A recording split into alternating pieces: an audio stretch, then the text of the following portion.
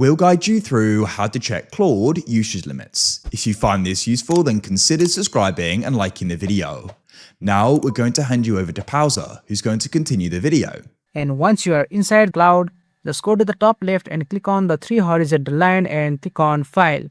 From here, just go ahead and click on Settings. And now in the settings, you will see different options. Here, you want to look for an option called Uses. If you have access to it, just go ahead and click on it.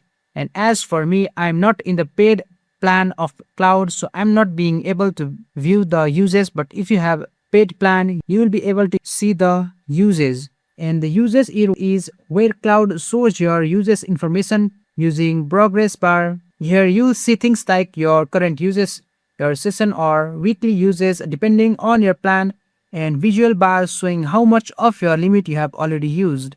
It may also show you when your usage resets. And that's it. That's how you check your Claude usage limit.